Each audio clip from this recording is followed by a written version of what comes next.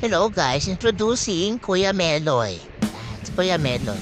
Si Kuya Meloy na gumagawa siya ng uling. Tapos yan, ang paggawa niya ng uling ay siyempre nauha muna siya ng mga kahoy at inilagyan niya sa ilalim. As tinabunan niya ng mga damo-damo. Ngayon, ang ginagawa naman niya ngayon ay pinapaikutan niya yung ginawa niyang mga kahoy sa paligid ng puno ng saging.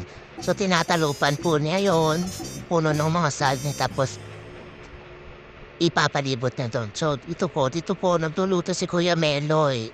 Ganyan lang po siya. Simpleng-simpleng buhay lang ayon. Habang yung dalawang kasama ay nagkakape, ito po siya ay gumagawa ng uulingin niya ng mga kahoy nasa loob niyan. Ayan. So, nilalagay niya yung saging, yung balat ng saging diyan. Ganyan. Ngayon lang po talaga pa nakakita kung paano gawin ng uling. Ganyan pala ang itsura niya pag gumagawa ng uling. Nasa loob niya yung mga kahoy. Yan.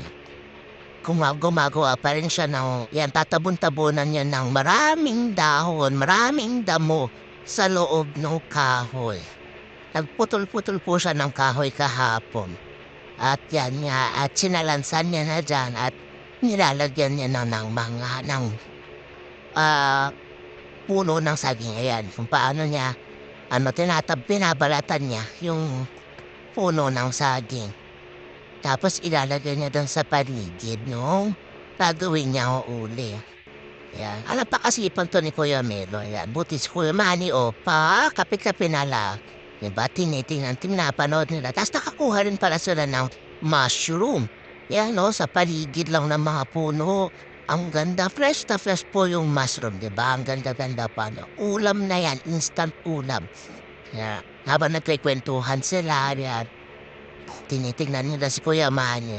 Si Kuya Meloy kung paano gumawa ng uling. Ito na. Ayan, malapit na rin siyang matapos. Tapos, ang plano ni Kuya Meloy ay mamayang gabi ay sisilaban niya yan. Yung mga tulog na mga tao para hindi sila magreklamo dun sa usok. Kahit medyo malayo kami sa kabahayan, pero siyempre, ayan, tinatabunan niya na ng lupa. Kailangan pa palang tabunan ng lupa yun. Pinapada niya yung mga lupa. Tapos ilalagay niya doon yun sa gilid. Yan, mamaya ipapakita ko sa inyo. Sunod dyan yung finished product na. Ganun pala yun. Pakatagal din palang gawin yan. Paggawa ng uling. Hindi mo pala besta pwedeng silaban yung kahoy. Kailangan ganyan nakataklob. Nasa loob yung mga kahoy.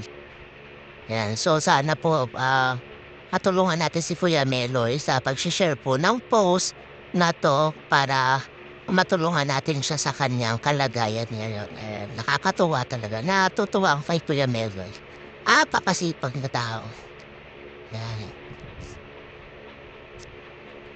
Tinalagay niya na yung mga lupa. Palibot yan. Pinapalibutan niya ng lupa. Yung gagawin niyang uling. Kung makikita mo yan na, ganyan na yung finished product niya. Mamayang gabi yan ay masisilaban niya. Sana follow and share. Thank you.